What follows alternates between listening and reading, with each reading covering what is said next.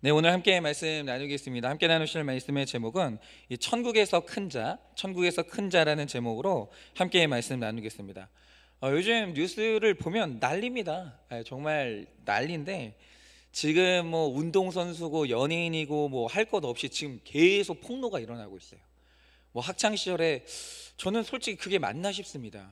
그 진짜 물론 이제 자신이 범한 죄에 대해서는 당연히 사죄를 하고 충분히 그 사람이 용서할 때까지 빌어야 되지만 과연 그 정말 감정이 제어가 안 되고 모든 게 미숙한 청소년 시절에 지었던 죄 때문에 이 성인이 돼서 그의 인생이 다 매장돼야 되는가, 이거에 대해서는 저는 좀 너무나 안타까움이 있어요. 우리가 사람이 가진 연약함에 대해서 너무 이렇게 지나치게 인간에게 완벽을 요구하는 거 아닌가, 이제 그게 구속사적으로 맞는가, 제가 이런 지금 요즘 굉장히 그 고민이 있는데, 또 요즘 뉴스를 보면 한 그 아이돌 그룹 내에서 그 걔들 다 10대예요. 10대 다 어린애들인데 그 그룹 내에서 일어난 왕따 사건 때문에 또 굉장히 또 이렇게 꽃이 피던 또 어린 친구들이 또 굉장히 비난받고 있고 매장당하고 있습니다. 그런데 가만히 이 사건을 보고 있으면요, 이 왕따 사건, 이 그룹 안에서 일어나는 왕따 사건을 보면 이게 있을 수가 없는 이례적인 사건이 일어난 게 아니지 않습니까? 여러분, 정말 이게 이 아이들 세계에서만 일어납니까? 여러분, 우리 어른들 세계에서는 이런 왕따 사건 없습니까?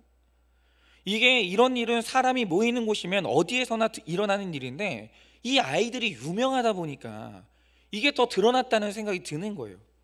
그러니까 이 뭐 왕따 사건이 일어났다는 이 여자 걸그룹 사건에서 보게 되는 게 뭡니까? 일단 사람들은 모이잖아요. 모이면 그게 부부가 됐던 뭐가 됐든 일단 사람이 모이면 우리가 제일 먼저 하는 게 뭐냐? 나보다 못한 인간은 누군가, 또 나보다 잘난 놈은 누군가, 이렇게 우리가 모이기만 하면 서로 비교하면서 급을 나누는 거예요. 누가 더 낫고 누가 못났나. 그러면서 나보다 못난 사람들이 많으면 우쭐하고 나보다 잘난 사람들 많으면 눌려가지고 열등감에 빠져서 신음하고. 여러분, 이런 식으로 우리는 만만하다 싶으면 밟아대고 나보다 강하다 싶으면 비굴해져요. 그게 지금 우리의 태도예요. 우리의 태도는요 언제나 상대적이에요.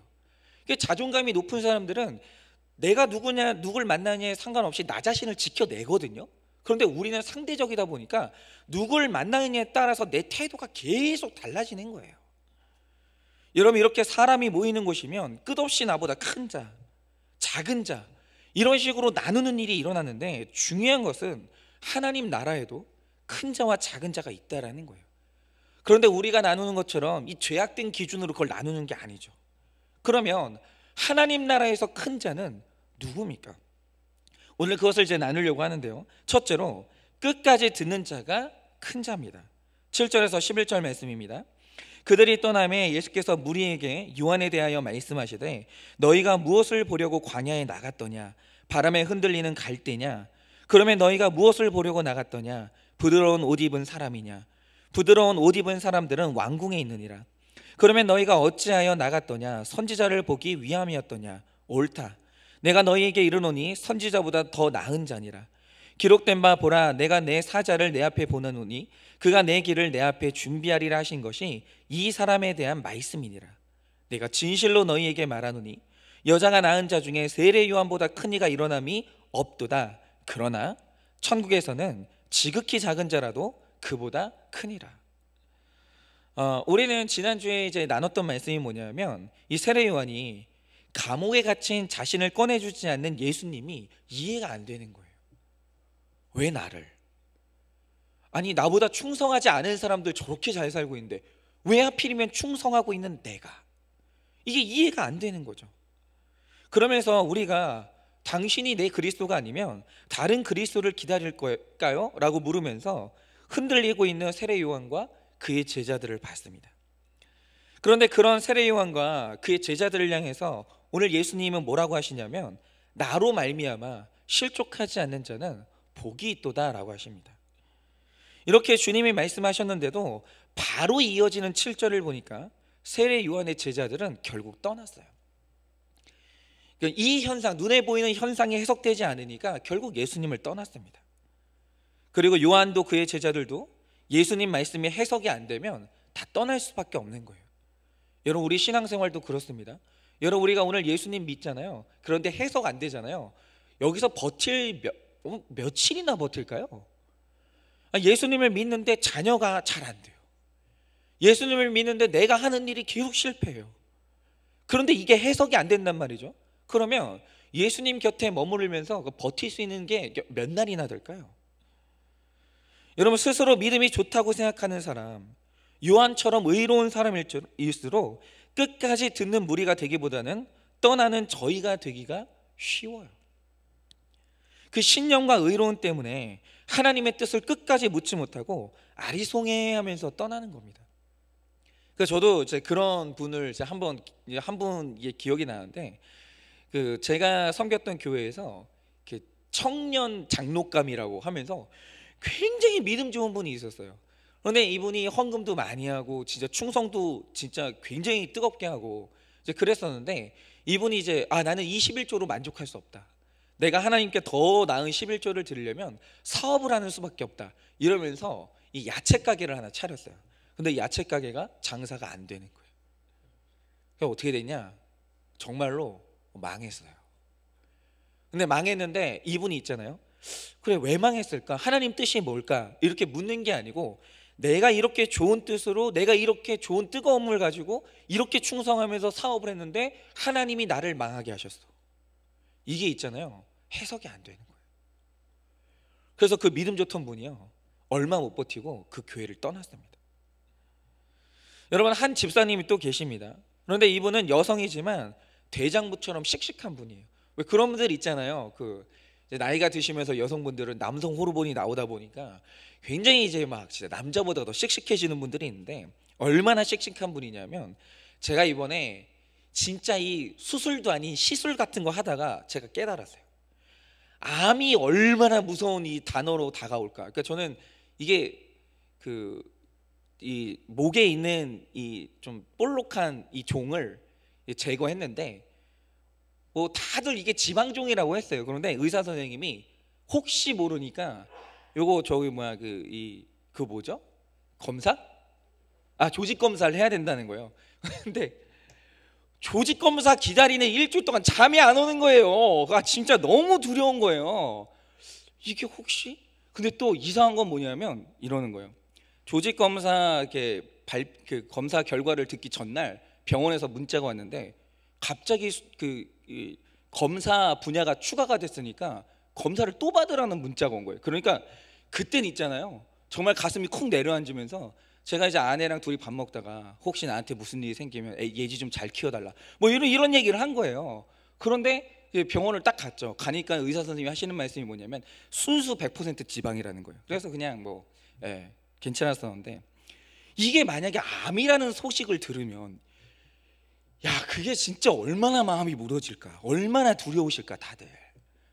그리고 여기 저는 조금 쬐거든요. 근데 배를 갈라야 된다고 하면, 그리고 나의 몸의 일부를 절제해야 된다고 하면 그게 얼마나 두려울까. 제가 그 두려움을 이번에 제가 체유를 했다니까요. 다는 못했지만 진짜 얼마나 두려울까 이게, 그런 생각을 했었는데, 근데 이분은 암이라는 선고를 받고도 그걸 성품으로 이겨냈어요. 얼마나 대범한지 정말 그걸 성품으로 이겨내더라니까요. 그런데 암도 이기는 분이 뭐가 두렵겠어요. 그러니까 하나님도 씩씩하게 열심히 잘 믿을 것처럼 보였어요. 인생에 고민되는 것도 없고 걱정되는 것도 없고, 마음만 먹으면 내가 이기지 못할 게 없으니까, 여러분 그 마음에 얼마나 이 교만이 꽉 차 있었겠어요. 나는 예수 부인 안 해. 다른 사람들은 다 예수님 떠나도 나는 예수님 안 떠나. 이게 있잖아요, 마음에 자신감이 가득했던 거예요. 그런데 그런 집사님이라도요, 하나님을 이길 수는 없는 거예요. 이 집사님한테 드디어 내가 이길 수 없는 고난이 드디어 찾아오는데, 그게 뭐냐? 아들 고난이 찾아온 거예요. 아들 고난이 찾아오면서 처음으로 인생에 안 되는 게 생기는 거예요. 암도 이겼는데 아들이 무너지니까요, 이분이 버티질 못하는 거예요.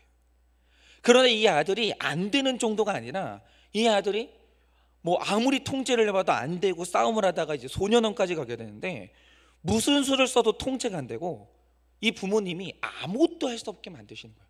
그렇죠. 사실 암이라고 하면 뭐 수술이라도 해보겠는데, 여러분 이 아이의 분노를 뭘로 수술하겠어요? 안 되는 거예요. 안 되는 거예요.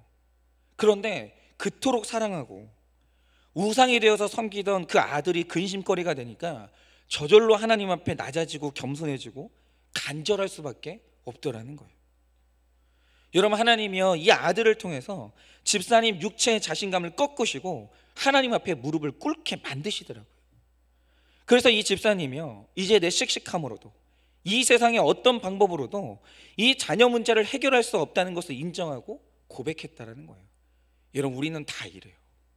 여러분, 우리가요 언제든지 하나님 떠날 수 있어요.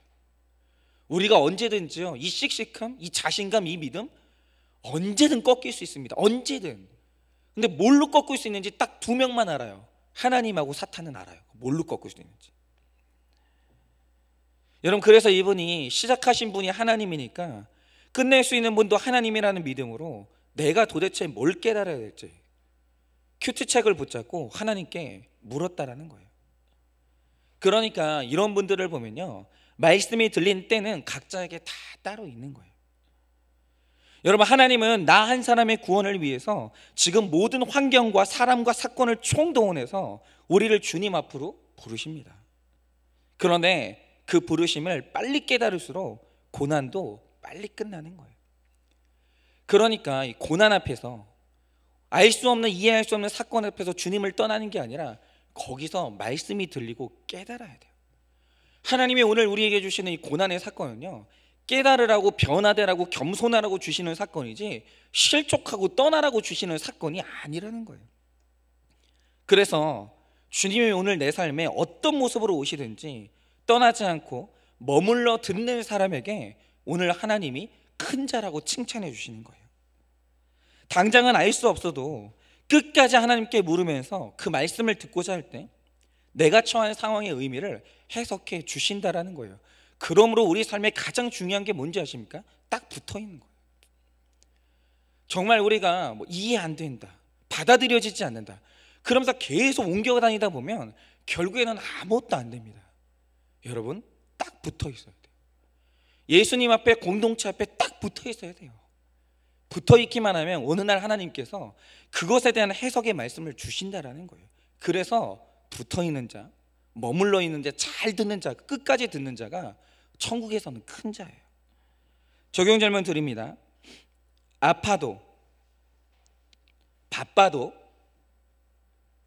우울해도 언제나 머물러서 말씀을 듣고 있습니까? 아파도,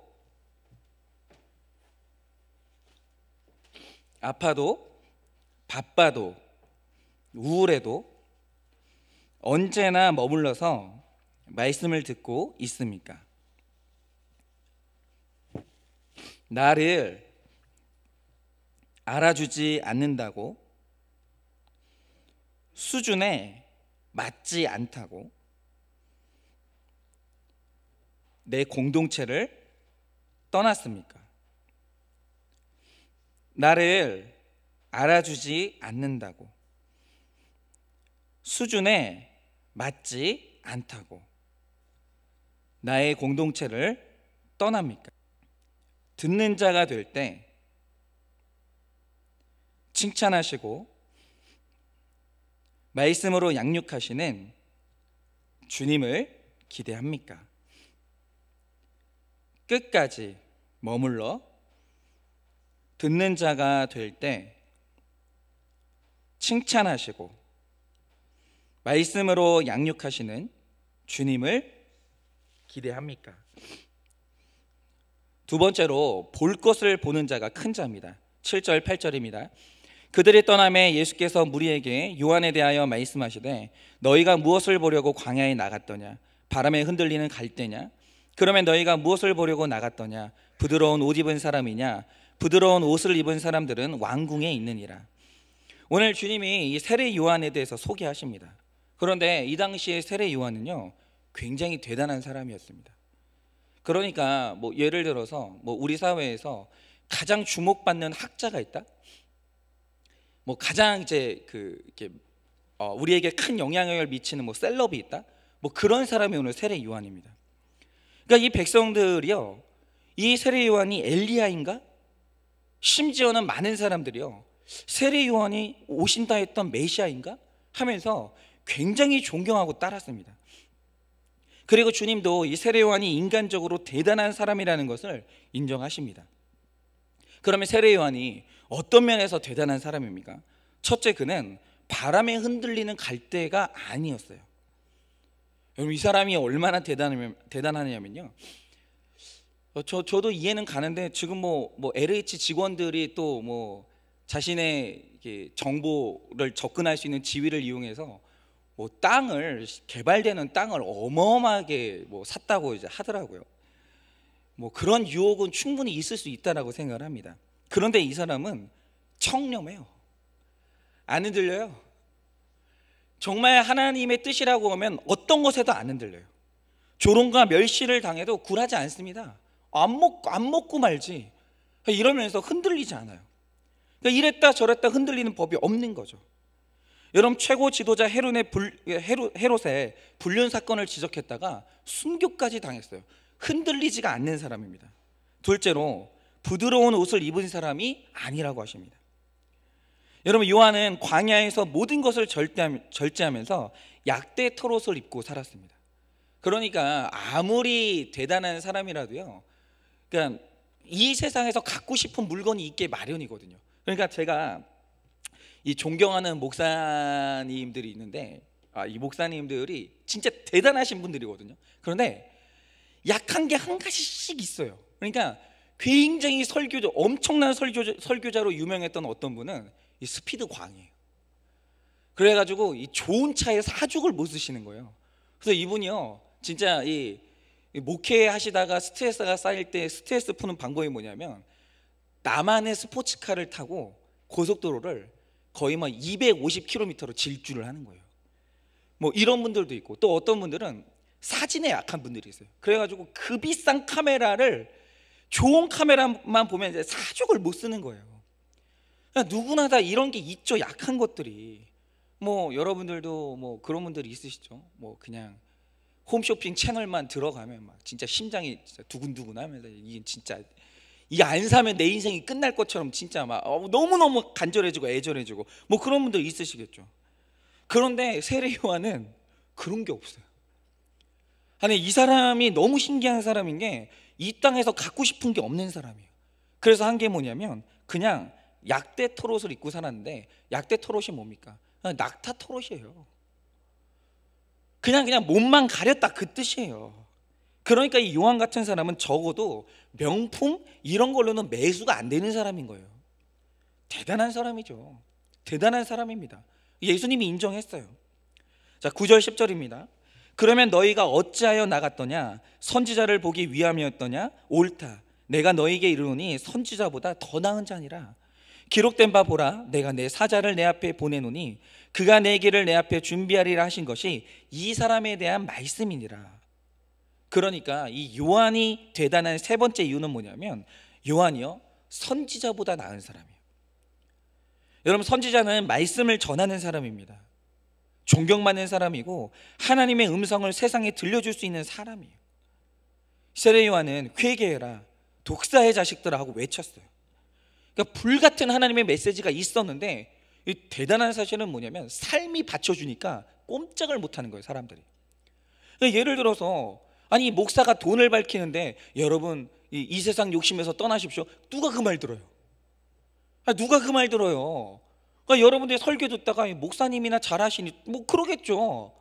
그런데 이 세례 요한이 무서운 이유가 뭐냐면, 받쳐주는 거예요, 삶이. 저 사람은 세상 욕심이 없어요. 근데 이런 사람들이 물질을 내려놓으라고 이러잖아요. 그러면 반박할 수가 없는 거예요. 아니, 대단한 사람입니다. 여러분, 우리가 간혹 어떤 사람을 보면 참 하나님이 불공평하다고 느껴지게 하는 사람이 있어요. 그냥 이 사람에게 좋은 것을 다 몰아준 것 같은 사람이 있어요. 실제로 있습니다. 그러니까 학벌 좋아요. 그런데 자녀들이 말을 진짜 잘 들어요. 근데 우리가 원하는 건 이런 사람이 배우자라도 잘못 만나야 되잖아요. 배우자도 너무 괜찮은 거예요. 잘생기고 예쁘고. 근데 심지어 돈도 많아요. 근데 우리가 딱 하나 위로받는 거, 다 갖춘 사람이면 믿음 없어야 되잖아요. 믿음도 너무 줘요. 여러분 그런 사람 없을 것 같으세요? 있어요. 그런데 세례 요한이요, 이런 사람이에요. 흠이 없어요. 여러분 세례 요한이 원래 집안 좋은 사람이에요. 이 사람 만만하게 볼 수 있는 사람이 아닙니다. 당시에 기득권자들이 왜 세례 요한, 예수님을 밟았는데 왜 세례 요한은 못 건드렸냐면 세례 요한의 집안 그 출신이 좋았거든요. 못 건드리는 거예요. 그런데 믿음이 좋아요. 근데 믿음 좋으니까 사람들한테 존경받는 거예요. 세례 요한이 대단한 사람이었습니다. 외적인 카리스마도 있고 내적인 강건함도 있고 거기다가 전하는 메시지로 사람을 매료시키는 흡입력도 있어요. 그러니까 빈틈이 없어 보이는 사람이 세례 요한이라는 거죠. 그러니 11절에 주님이 세례 요한에 대해서 결론적으로 평가하신 게 뭐냐? 내가 진실로 너희에게 말하노니 여자가 낳은 자 중에 세례 요한보다 큰 이가 일어남이 없도다. 그러나 천국에서는 지극히 작은 자라도 그보다 크니라 라고 하십니다. 그러니까 오늘 세례 요한에 대해서 하시는 말씀이 뭐냐면 최소한 여자가 낳은 사람 중에 세례 요한보다 큰 사람은 없다라는 거예요. 최고의 칭찬을 하십니다. 그런데 우리가 이 구절에서 가장 중요하게 봐야 될 게 있어요. 그게 뭐냐면 이 완벽한 칭찬의 구절에 그러나가 있다는 거예요. 그러나.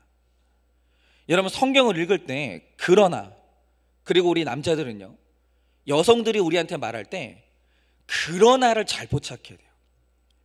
여러분 그 앞에 나오는 세례 요한의 칭찬에 대한 말씀은 주님이 진짜 하시고자 하는 말씀에 대한 서론이에요. 그러니까 저도 그럴 때가 있어요. 우리 아내가 갑자기 앉아보래요. 그래서 저한테 그러는 거예요. 여보, 당신은 정말 좋은 목회자 같아요. 그런데, 그러니까 진짜 하고 싶은 말은 그 뒤에요. 그러니까 두들겨 패기 전에, 그 전에 먼저 마취 주사 놓는 게 뭐냐, 그 앞에 칭찬이고, 그 다음부터 이제 각오해. 이제 그러나 그 다음에 너는 나한테 두들겨 맞을 거니까 이 말 하는 거예요. 그러니까 예수님도 진짜 하고 싶은 말이 뭐냐면 그러나 그 다음에 나오는 말이에요. 그러니까 요한의 인간적인 탁월함에 대해서 극찬하신 예수님이 그러나 이 사람 완벽해. 그러나 그 다음에 하시는 말씀이 뭡니까? 천국에서는 지극히 작은 자라도 세례 요한보다 크다라는 거예요. 천국에 있는 지극히 작은 자가 이 땅의 세례 요한보다 훨씬 크다는 거죠. 왜 그렇습니까? 여러분 인간의 위대함은 구원의 확신에 있는 거예요. 여러분 이 땅에서 아무리 대단하다 한들 천국 못 가잖아요. 여러분 그냥 지옥에 가는 거예요. 여러분 그는요 천국에 간 지극히 작은 자보다 훨씬 못한 거예요. 훨씬 못한 거. 여러분 이 세상에서 다 누리고 지옥 가잖아요. 천국에 갔던 거지보다 훨씬 못한 거예요. 여러분 인간의 대단한 성품과 지식과 능력으로 이 무장한 세례 요한이 결정적인 순간에 구원의 확신이 흔들리는 거예요. 그럼 이 땅에서 아무리 대단해봤자 아무것도 아니라는 거죠. 구원의 확신이 없으면 그거는 아무것도 아닌 거예요. 여러분 지금 주님이 우리에게 무엇을 깨닫게 하십니까? 죄 아무리 대단한 세례 요한이라 할지라도 예수 그리스도를 믿고 구원받고 구원의 확신을 누리는 사람이 세례 요한보다 훨씬 크다는 거예요. 훨씬. 그래서 제가 이렇게 요즘에 그래요. 요즘에 질문을 많이 받아요. 그러니까 제가 질문을 많이 받으면서 느껴요. 난 기성세대가 됐구나. 내가 이제 나도 나이를 먹어버렸구나. 누가 어린 사람한테 질문을 하겠어요? 나이가 먹었으니까 질문을 하겠죠. 그래서 제가 요즘에 이제 제 자신이 더 이상 청년이 아니라는 것에 대해서 요즘 깨닫고 있어요. 질문을 받다 보니까. 그런데 제가 막 질문을 받잖아요. 이메일을 받고 이 질문을 받는데 예를 들어서 일주일에 10통이 온다고 하죠. 10통에 이제 질문하는 메일이 온다고 하죠. 그러면 뭐 성경에 대한 수많은 막 질문들이 있어요. 목사님 뭐 에덴 동산의 선악과는 무슨 의미인가요? 뭐 이런저런 막 질문이 와요. 그런데 가만히 그 질문의 요지를 보면 그 깊은 곳에 뭐가 있는지 아세요? 사실은 구원의 확신의 문제가 있는 거예요. 구원의 확신이 없어요. 구원의 확신이 없으니까 나머지 지엽적인 문제가 다 문제가 되는 거예요. 거의 모든 질문들은요, 구원의 확신이 있으면 의문거리가 안 되는 질문들이에요. 그런데 대부분의 문제, 신앙생활하면서 나에게 찾아오는 대부분의 문제는 뭐냐? 그거 구원의 확신이 없는 거예요. 그러면 그 질문하는 사람이 초신자만이냐? 아니요.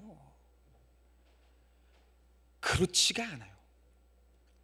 그게 제가 깜짝 놀라는 거예요. 심지어는 있잖아요, 신학을 했다는 사람도 구원의 확신이 없어요. 가끔 동료 목사님들한테도 질문이 오는 이제 메일이 올 때가 있어요. 근데 깜짝 놀라는 건 뭐냐면 이 목사님이 구원의 확신이 없어요. 그게 놀라운 거죠. 여러분, 구원의 확신이 없는 목사가 있어요. 그런데 오늘 구원의 확신이 있는 초신자가 있어요. 누가 큰 자예요? 천국에서는 구원의 확신이 있는 초신자가 훨씬 큰 자예요. 여러분, 주님이 오늘 우리에게 깨닫게 하신 게 이거예요. 여자가 낳은 자와는 비교도 할 수 없는 그 위대함이 하나님이 낳은 자, 믿음으로 구원받은 자에게 있다라는 거예요. 여러분, 우리는 행위로만 보면 감히 세례요한과 비교할 수 없는 작은 자죠. 여러분, 이 땅에서 큰 자와 천국에서 큰 자는 그 기준과 가치가 전혀 다르다는 거예요. 그런데 이게 우리가 헷갈리는 이유가 뭐냐면, 이게 뭐 여러분이 학벌이 없으셔도, 여러분이 재산이 없어도, 뭐 여러분이 구원의 확신만 있으면 큰 자입니다, 이렇게 말하면, 이렇게 들어도 세상에 나가면 그렇지 않잖아요. 아니, 우리에게 갑질하는 사람이 누구예요? 나는 구원의 확신이 있는데 나 구원의 확신도 없는 사람이 내 인사권을 쥐고 나에게 갑질할 수도 있다라는 거예요. 그래서 사실은 이 전혀 다른 가치관에 대해서 지지해주고 같이 이제 확신시켜주는 공동체가 있어야 되는 거예요. 최소한 교회에서만큼은 그게 실현이 돼야 되는 거예요. 그래, 구원의 확신이 있는 자가 가장 큰 자야. 이게 교회 안에서는 이 질서가 흘러야 되는 거예요.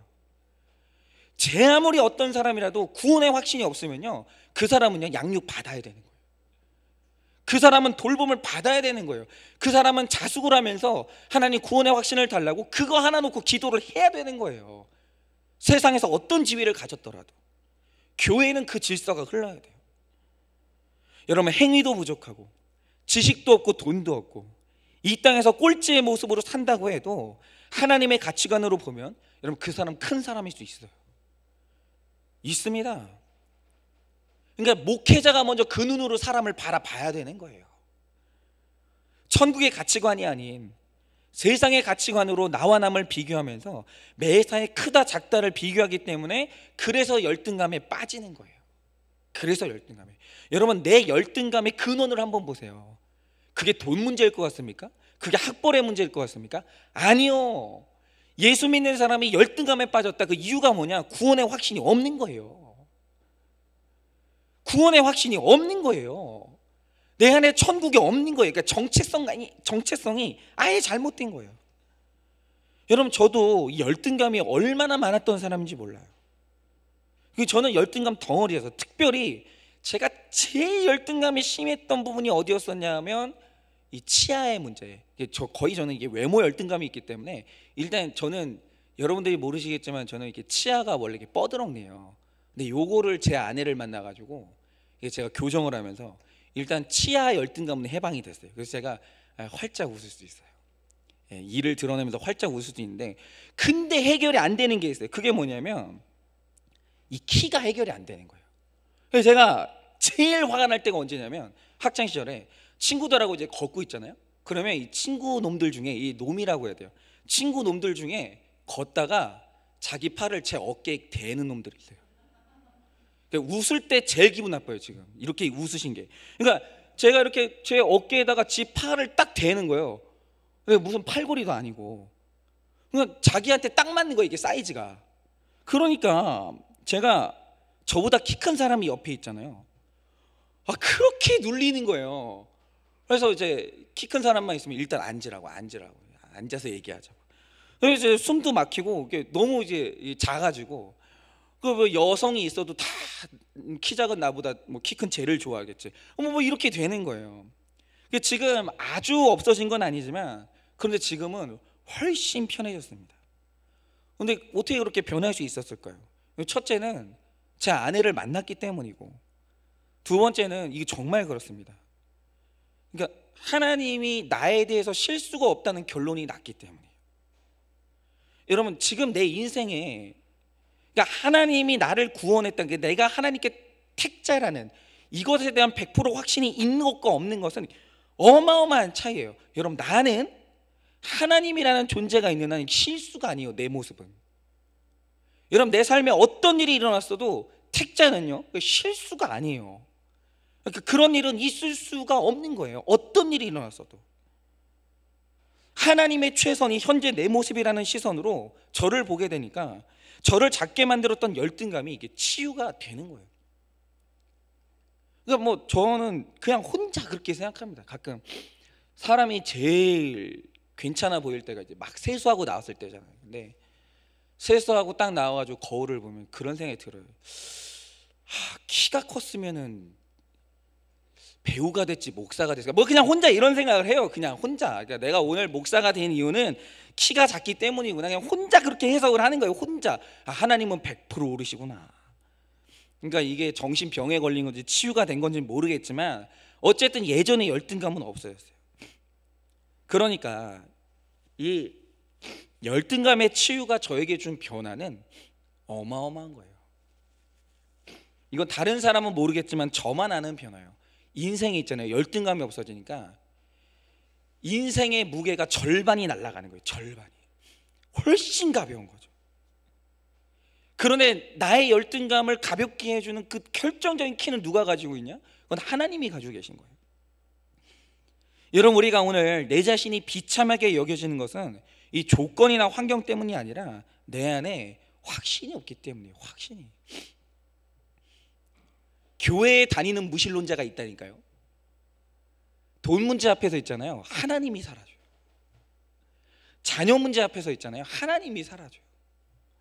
학벌의 문제 앞에서 있잖아요. 하나님이 사라지는 거예요. 교회를 다니는데 이거 무신론자예요. 그런 사람이 있습니다. 그러니 교회를 가도 믿음 좋은 남편을 둔 누구 때문에 주눅이 들고, 목장을 가면 막 누구 애는 막 공부를 잘한다더라. 뭐 이번에 그냥 애가 뭐 차를 뽑아줬다더라. 뭐 그런 얘기 들으면 또 서로 비교하면서 주눅이 드는 거예요. 그런데 오늘 그런 나에게 예수님은 대단한 세례 요한 앞에서도 너는 주눅 들 것이 없다라고 하시는 거예요. 왜냐하면 천국에서는 구원의 확신이 있는 네가 더 큰 자라는 거예요. 어떤 위대한 사람보다 구원받은 내가 더 큰 자라고 어디에서도 위축되지 말라라고 하시는 거예요. 근데 이게 믿어져야 여러분 이 인생의 모든 있잖아요, 고단함이 사라지는 거예요.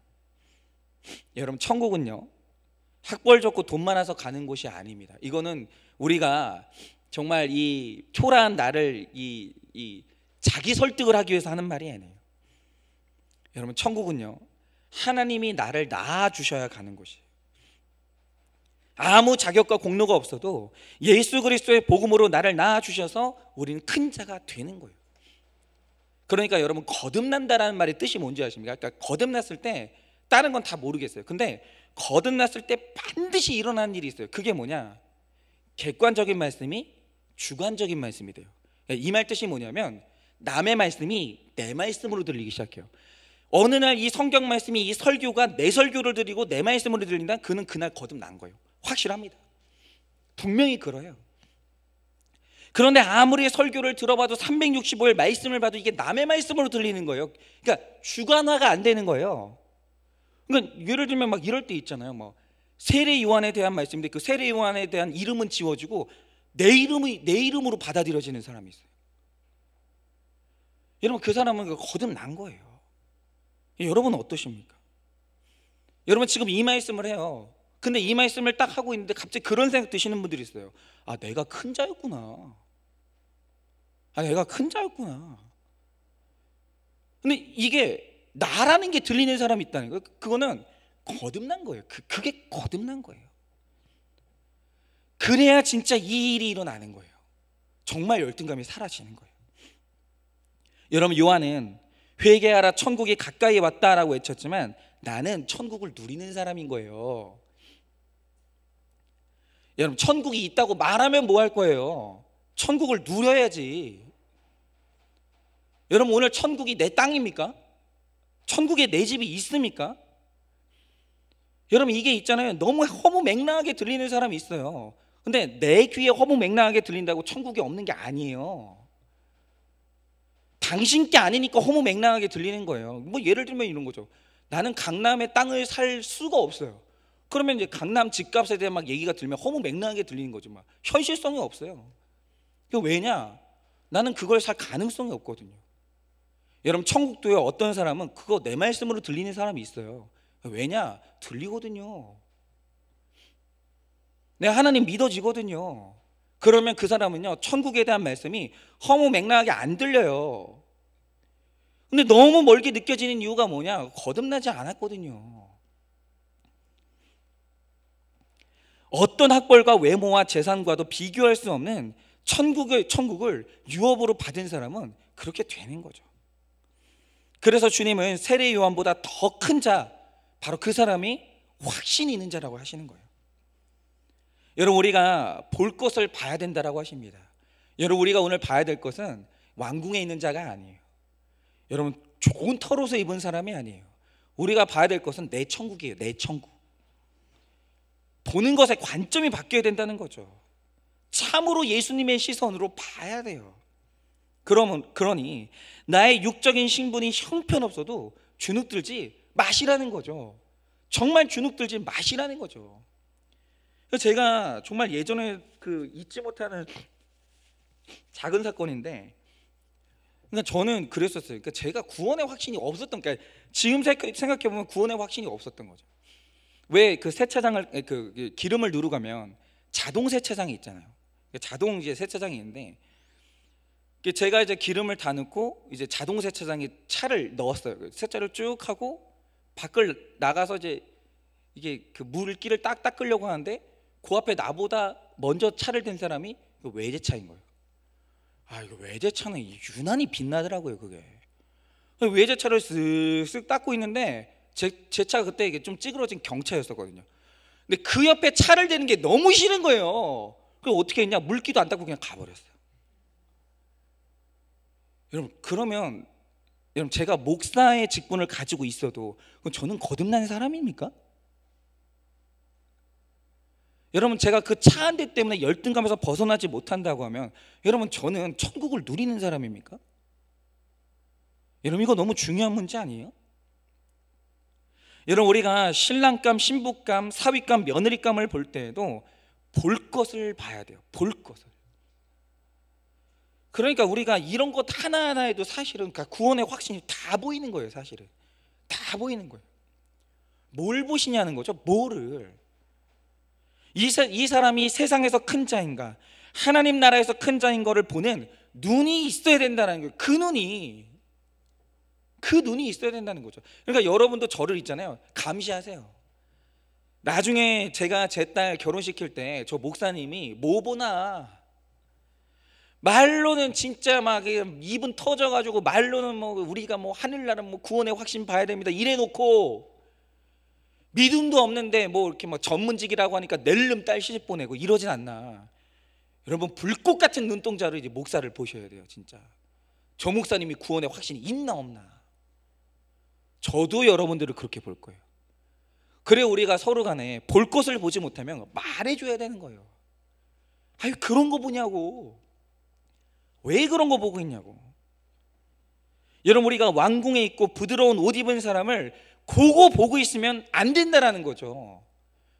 불신자라면 어떻게 하겠어요? 불신자면은 뭐 이 땅에 육신의 정욕, 안목의 정욕, 이생의 자랑, 이거 세 개밖에는 못 봐요. 그럼 어쩔 수 없죠. 근데 구원 받았다면 다른 게 보여야 될 거 아니에요. 여러분, 이 세상에서 가장 명문 가문은 예수 믿는 가정이에요. 예수 믿는 가정. 이 세상에서 가장 대단한 사람은 하나님이 낳아주신 거예요. 사람이 낳은 위대한 사람이 아니라 하나님이 낳은 위대한 사람이 천국을 가는 겁니다. 여러분, 아들을 우상 삼아 자랑했던 그 집사님도요, 아들의 방황을 겪으면서 드디어 봐야 될 것을 보게 됐어요. 그동안 하나님이 깨닫게 하신 내가 늘 왕궁을 바라보고 고운 털옷을 바라봤던 자신의 죄를 드러내가면서 회개하고 고백하면서 이제 그렇게 가게 된 거예요. 그래서 이제는 이 아들의 모든 인간적인 기대를 다 내려놓는다고. 심지어 모두 내려놓냐면 하나님 고등학교 졸업장도 내려놓습니다. 중졸이라도 하나님 만나게 해달라고. 그러면서 그 아들이 하나님의 아들이 되기를, 이 아들의 고난과 방황이 훗날 하나님께 쓰임받는 좋은 도구가 되어지기를 간구하면서 오늘도 그 아들을 하나님께 맡기는 적용을 해나가는 거예요. 여러분, 내 자녀가 똑똑하고 공부 잘하고 자랑할 것이 많은 자녀라서 큰 자가 아니라 아들의 수고를 통해 나의 죄를 깨닫고 구원을 이루어가는 이 집사님과 이 가정이 큰 자라는 거예요. 여러분들은 그게 있냐라는 거죠. 그러니까 제가 이번 주에도 이게 요나에 대한 동화책을 제 딸한테 읽어주다가 제 딸한테 이제 그걸 이제 교육을 시켰거든요. 요나가 그 물고기 뱃속에 들어갔어. 어떻게 나올 수 있을까? 딱 두 마디만 잘하면 된다고 했어요. 하나님 잘못했어요, 용서해 주세요, 해봐. 요거를 외우더라고요. 외우는데 어느 날 제 아내가 어떤 얘기를 했는데 갑자기 제 딸이 그러는 거예요. 엄마, 그렇게 말하면 안 되고 이렇게 해봐. 잘못했어요, 용서해 주세요, 이렇게 해봐. 얘가 이렇게 하는 거예요. 그러니까 제가 이 아이 입에서 일단은 신앙의 고백이 아니라 할지라도 이 회개의 언어를 배웠다. 제 마음에 일단 해야 될 교육은 했구나, 이런 안심이 드는 거예요. 여러분, 이 집사님의 회개와 거룩의 몸부림을 통해서 또 하나님께서 이 아들도 또 하나님이 낳아주셔서 천국의 큰 자로 만들어 주시는 거예요. 여러분은 어디에서 큰 자가 되고 싶으십니까? 여러분은 이 땅에서 어떤 소원을 가지고 계세요? 여러분은 지금 뭘 보고 계세요? 여러분, 적용 질문 드립니다. 교회에서 내가 찾는 사람은 어떤 사람들입니까? 교회에서 내가 찾는 사람은 어떤 사람들입니까? 말통하고 생활 수준 맞고 이런 사람들 찾지 않으십니까? 말씀이 있고 기도가 있는 사람입니까? 말씀이 있고 기도가 있는 사람입니까? 아니면 나를 도와줄 정보와 지위를 가진 사람입니까? 아니면 나를 도와줄 정보와 지위를 가진 사람입니까? 아직도 가치관이 바뀌지 않아 화려하고 아름다운 사람 앞에서 주눅 들고 있습니까? 아직도 가치관이 바뀌지 않아 화려하고 아름다운 사람 앞에서 주눅 들고 있습니까? 그러니까 이런 거죠. 이번 주에 지금 아마 그 LH 사건 있잖아요. 조사해 보면 더 나온답니다. 지금 100명이 넘게 지금 막 땅 쪼개게 해가지고 막 사들였다고 하더라고요. 근데 혹시 그 뉴스 보면서 나는 왜 내 아는 사람 중에 LH 직원이 한 명도 없나? 여러분, 이번 주에 이런 것 때문에 속상하고 그랬던 분들 다 회개하십시오. 그래야 됩니다. 세 번째로 침노에서 빼앗는 자가 천국에서 큰 자입니다. 12절입니다. 세례 요한의 때부터 지금까지 천국은 침노를 당하나니 침노하는 자는 빼앗느니라. 여러분, 여기서 침노한다는 말은 굉장히 과격한 단어예요. 원어로 보면 이게 무슨 의미냐면 스스로 자격이 없다고 생각하는 사람들은 천국에 대한 스스로 자격이 있다라고 생각하는 사람들은 천국에 대한 간절함이 없어요. 가만히 있어도 받을 텐데. 그래서 이 바리새인과 사두개인들은 자격이 넘쳐서 굳이 침노하지 않아요. 신앙생활하면서 얼마나 그냥 교양이 넘치시는지. 그러나 세리나 창기들처럼 자기 죄를 보면서 천국에 갈 자격이 없다라고 생각하는 사람들은 천국을 강하게 침노합니다. 하나님 살려주세요. 하나님 정말 잘못했습니다. 하나님 구원해달라고. 스스로 자격이 없다고 여기는 사람일수록 간절히 은혜를 소망하고 주님의 옷자락을 붙잡고 늘어지는 거예요. 여러분, 교회의 직분과 온갖 수료증과 자격이 넘쳐서 이 침노하지 않는 사람들이 많아요. 그러니까 제가 이제 그런 사람이었는데 목사 안수 딱 받고 나니까 신앙생활 끝난 것 같더라고요. 목사 안수 딱 받고 나니까 나 인격이 완성된 줄 알았어요. 저는 침노를 안 하는 거예요. 얼마나 교만한지. 여러분, 그런 사람은 목숨 걸고 예배에 참석하지도 못해요. 예배를 와도요 완전 식어버린 심령들이 있어요. 그래서 이게 굉장히 큰 문제가 뭐냐면 이런 거예요. 흔히 우리들끼리 하는 말이 뭐냐면 신학교를 들어갈 때는 불덩어리인데 신학교를 나올 때는 숫덩이가 돼서 나온다는 말이 있어요. 그러니까 이게 마음이 교만해지다 보니까 그 진짜 신학교 처음 들어갈 때 그 가졌던 그 뜨거움 있잖아요. 다 상실되는 거예요. 다 그 겸손한, 가르쳐 주시면 배우겠습니다, 명령하시면 예하겠습니다, 이게 있잖아요. 점점 없어져요. 주님이 주시는 은혜의 부스러기라도 있어야 살 소망을 얻을 수 있는 힘들고 어려운 사람들은요 예배에 집중하는 거예요. 나는 오늘 여기서 대답을 못 들으면 난 못 살겠는 거예요. 그런 분들 있잖아요. 예배에 집중해요. 들었던 얘기 또 하네, 이러지 않는다라는 거예요. 13절에서 15절입니다. 모든 선지자와 율법이 예언한 것은 요한까지니 만약 너희가 즐겨 받을진대 오리라 한 엘리야가 곧 이 사람이니라. 귀 있는 자는 들을지어다. 여러분, 예수님은 세례 요한에 대해서 마지막으로 소개하기를 암흑의 시대에 회개의 메시지를 외쳤던 구약의 엘리야 선지자 같은 영적 엘리야가 바로 이 세례 요한이라고 말씀하십니다. 엘리야가 그랬던 것처럼 세례 요한이 맡은 역할은 하나님의 마음을 예수님께 돌리는 역할을 했기 때문이에요. 여러분, 진정한 하나님의 백성이란 사람의 마음을 천국으로 돌리게 해주는 거예요. 그러니까 제가 예전에 이 교회 소그룹이 너무 무의미하다고 생각했던 이유가 뭐냐면 소그룹에 가잖아요. 가서도 세상 얘기하는 거예요. 그냥 맨날 드리는 말씀 있잖아요. 자랑 아닌 척하면서 자랑하는 거 그거. 애 보고 그냥 그만 좀 공부하라고 그렇게 얘기해도 공부한다고. 어쩌려고 저런지 모르겠다. 속상해 죽겠다고. 그게 속상하다는 소리예요, 좋다는 얘기예요 도대체? 맨날 땅 얘기하고 맨날 돈 얘기하고 뭐 얘기하고. 그러니까 있잖아요, 교회에 와서도 인간적인 열등감만 배양해 나가는 거예요. 그러니까 그런 소그룹은 아무 의미가 없는 거예요.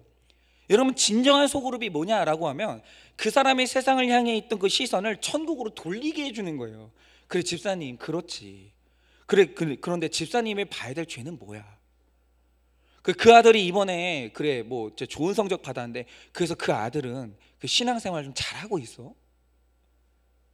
구원의 확신은 있어? 여러분, 이런 식으로 계속 있잖아요. 천국으로 눈을 돌리게 해주는 거예요. 교회의 역할은 그겁니다. 매일 말씀으로 세상 것을 내려놓으면서 점점 가벼워져서 천국을 향해서 떠 올라가는 거예요. 여러분, 천국 올라가려면 이 세상의 것이 내려놔줘야 돼요. 가벼워져야 됩니다. 정말 가벼워져야 돼요. 그래서 가진 것이 없는 사람일수록 세상과 분리돼서 천국을 침노하는 거예요. 그러니까 목사가 먼저 가벼워져야 돼요. 이 땅에서 없는 것에 대해서 목사가 먼저 가벼워져야 되는 거죠. 여러분, 제가 회개와 구원의 메시지를 전하고 양육을 하다 보니까 많은 분들이 말씀하시길, 아니 예수 믿고 세상에서도 잘 되는 게 있어야 되지 않느냐고 그렇게 항변하시는 분들이 있어요. 그러니까 목사님 하시는 말씀은 너무 비현실적인 거 아니냐. 이게 맞아요. 진짜 맞습니다. 여러분, 예수님은 이 땅에서도 잘 되는 것이 있게 하세요. 뭘 또 예수님이 또 안 되는 것만 있게 하시겠어요? 그렇지 않죠. 여러분, 예수님 믿으면 잘 되는 것도 있죠. 그러나 우리 모두에 대한 하나님의 유일한 관심이 뭐냐? 우리 구원이에요.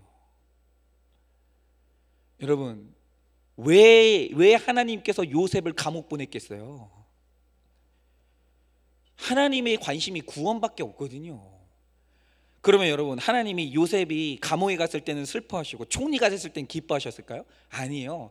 하나님이 요셉을 향해서 기뻐하실 때는 딱 한 때밖에 없어요. 구원받을 때. 구원받을 수 있다면 낮추실 수도 있고 높이실 수도 있는 거예요. 우리 관점이 그래야 된다는 거죠. 잘 될 수도 있어요. 안 될 수도 있고. 근데 중요한 것은 그게 내 구원이랑 무슨 상관이 있냐, 그거예요. 우리 구원을 이루기 위해서는 안 되고 실패하고 무너지는 사건을 통해서 오시기도 하고, 또 때로는 세우고 이루어지는 사건을 통해서도 주님이 오시기도 하시는 거예요. 그러나 주님이 어떤 사건을 통해 오시더라도 그것의 목적은 구원이고 결론도 구원이에요. 이게 딱 고정되어 있냐라는 거죠. 근데 이게 흔들릴 때가 있어요. 뭐 저도 흔들릴 때가 있고 다 흔들릴 때가 있는데, 그때마다 그걸 붙잡아 주는 게 공동체가 돼야 된다는 거죠. 그런데 공동체에 와서까지 세상 욕심이 자극된다, 세상 직분에 대한 어떤 그 계급이 자극된다, 여러분 그 교회는 병든 교회인 거예요. 교회로서 가치가 없어진 거예요, 그 자체로. 여러분, 천국에서 큰 자는 사소한 일에도 살아계신 하나님을 발견하고 인정하는 사람이에요. 여러분, 지식과 돈과 명예가 나를 낳아주는 것이 아니에요. 하나님이 나를 낳아주시는 거예요. 여러분, 진짜 이게 받아들여지시기를 바라요. 이 땅에서 꼴찌의 모습으로 있어도 천국에서는 누구보다 큰 자입니다. 천국에서는. 이게 내 말씀이 되셔서 오늘 좀 뭔가 되는 게 있다라고 하시는 분들은 좀 낮아지셨으면 좋겠어요. 내가 이거 되는 것 때문에 좀 너무 교만해져 있지 않나? 내가 세상에서 잘 되니까 영적으로 또 말씀이 안 들리는 거 아닌가? 큐티가 또 안 되지 않나? 좀 낮추시고. 근데 너무 낮아져 있던 분들은 이 말씀 듣고 또 좀 올라가세요. 그렇죠. 요즘에 좀 안 되는 일이 있다 보니까 막 큐티 설교 쫙쫙 들리는 거예요. 막 나 잘 되고 있구나. 나 천국에서 큰 자 맞구나. 그러면 또 그 말씀을 위해서 자존감 올라가는 거예요. 여러분, 오늘 말씀 맺습니다. 여러분, 우리가 떠나지 말고 말씀과 공동체에 잘 붙어가면서 끝까지 들으면 하나님께서 어느 날 깨닫게 하시고 구원해 주십니다. 그래서 우리가 이 구원 받으면 이제 볼 것을 봐야 돼요. 뭐 봐야 됩니까? 뭐 봐야 되겠습니까? 구원을 가진 자가 세상에서 가장 큰 자라는 사실을 봐야 돼요. 내 배우자를 고를 때, 내 자녀의 배우자를 고를 때, 인간관계를 맺을 때, 모든 곳에서 여러분 구원받은 자가 큰 자임을 봐야 되죠. 그러므로 천국은 어떤 희생을 해서라도 침노해서 뺏어야 됩니다. 마지막 적용 질문 드립니다. 자격이 없는 내 모습을 인정하며 적극적인 예배와 기도로 천국을 침노합니까? 자격이 없는 내 모습을 인정하며 적극적인 예배와 기도로 천국을 침노합니까? 회개의 메시지를 즐겨받으며 날마다 죄와 욕심을 버리고 있으십니까? 회개의 메시지를 즐겨받으며 날마다 죄와 욕심을 버리고 있습니까? 묵상으로 욕심을 버리고 말씀을 채우는 것이 천국을 얻는 기쁨임을 알고 있습니까? 묵상으로 욕심을 버리고 말씀을 채우는 것이 천국을 얻는 기쁨임을 알고 있습니다.